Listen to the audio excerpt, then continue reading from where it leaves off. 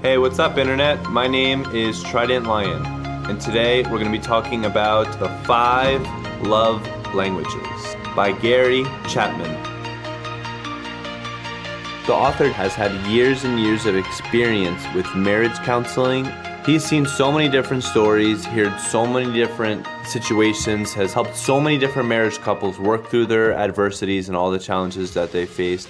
And he's compiled all the lessons that he's learned, all the stories that he's heard, into 5 core love languages that we need to understand and also identify what is the primary love language that we respond to and also that our significant other responds to. So what we'll do in this video is go through all the 5 love languages, break down ways as to how you can figure out what your primary love language is and how you can also fill up your spouse and yourselves so-called love tanks, which the author gets into. And the love tanks is just an awesome way of expressing and using several analogies, like gasoline in a car. There's a gas tank, and when it's full, you can run. If it's empty, you can't run. Same exactly with this. If you're in a romantic relationship and you want it to run functionally and to work and to go places, you're gonna have to have your tank filled as well. And the tank that he refers to is your love tanks.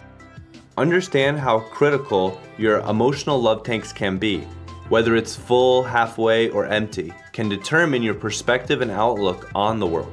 For example, if your spouse's emotional love tank is full, he or she is gonna feel more secure in your relationship and feel more in love, and the whole entire world is gonna look so much brighter to them that they're gonna be compelled to live out their highest potential. Where on the contrary, if their love tank is completely empty, he or she will feel not in love and not love, and everything in the world will look down and dark, and he or she will feel that they never have reached their greatest potential and never will reach their greatest potential because they have one need that's not being filled, which is their emotional love tank. And also remember that every individual is different, everyone's needs are different. So these 5 love languages, or these 5 emotional love tanks, will vary in importancy from person to person. So the idea is to do some self-auditing and discover what your most important love tank is and what your spouse's most important love tank is. So let's get into it. First love language is words of affirmation, words of appreciation, verbal compliments. All of these are powerful communicators of love. So be sure to give your spouse compliments. Compliment them on what you truly appreciate about them. You have to be sincere with this. Flattery, everyone can tell what flattery is. And if you're just gonna flatter them, that can actually piss them off in some situations. Take my word for it, I'm married and I have 2 children, and I found this book to be extremely impactful for my own personal life. However, even before reading this book, I knew that if I was lying to my wife or trying just to flatter my spouse to make her feel good when it wasn't sincere, that would actually do the opposite effect. So definitely be sincere when you're gonna be giving your words of affirmation to them. Ask yourself, what do you really love about them? What do you appreciate that they do for you? What do you appreciate that they bring to the relationship? If they, for example, always do the dishes and you hate doing the dishes, give them a compliment. Say, you know what, hey, I really appreciate you doing the dishes. It means a lot to me. Thank you so much for that. Use kind words, humble words, encouraging words when talking to your spouse. Remember that love makes requests, not demands. There's a distinct difference. A request can give direction to love, whereas a demand can actually stop the flow of love. The second love language is quality time. Quality time does not mean just being in the same room as your spouse. The way that we could define quality time could be togetherness, having quality conversations, but more than anything, giving one another your 100% undivided attention. And here are 5 practical tips from the book that you can use to increase the amount of quality time that you have with your spouse. The first is to maintain eye contact with them. The second is don't listen to your spouse and do something else at the same time. Like I said, give your spouse 100% of your undivided attention. A third practical tip is to listen for feelings. Listen to your own feelings, listen to your spouse's feelings. The fourth is to observe the body language. See what's going on. Your body can tell you a lot more about you than the actual words that you use. And the fifth is to refuse to interrupt. And this is something that I got out of the 7 habits of highly effective people as well. One of the habits is to seek to understand, then to be understood. The same could be said with relationships as well. You can check out a link for that book summary review as well. I'll leave a link for it in the description. The third love language is receiving gifts. Now, receiving gifts should not mean just buying your way into a relationship or spending a lot of money in order to make it happen. A gift should be an expression of, hey, I was thinking of you. Something like that. To show your spouse that when you're not around them, they're on your mind and you want to be able to give them something to express how you feel about them. It could be as simple as just picking a flower out of the grass. It doesn't have to be buying them a new car every week. It could be something as minuscule as that. Just the thought of it is what matters. The fourth love language is acts of service.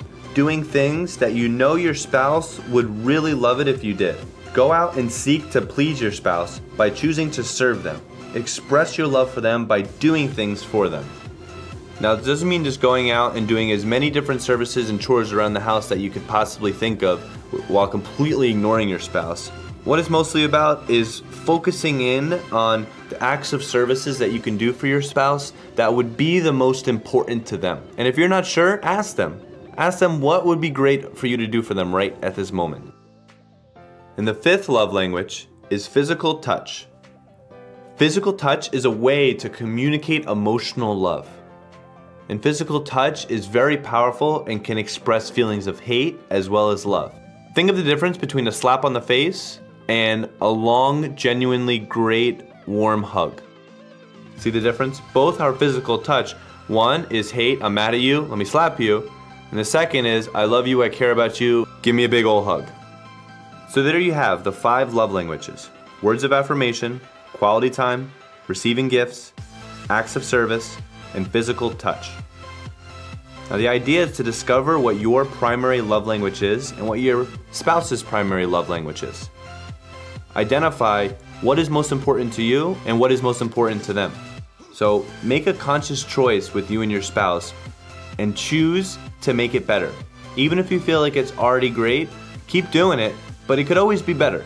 And if you're in a situation that's not that great, this is a great tool that you can use to make it a better situation, or to recognize that it's not a good situation and get out of it. I highly recommend anybody out there that is actively seeking to improve upon their relationships to pick up a copy for themselves.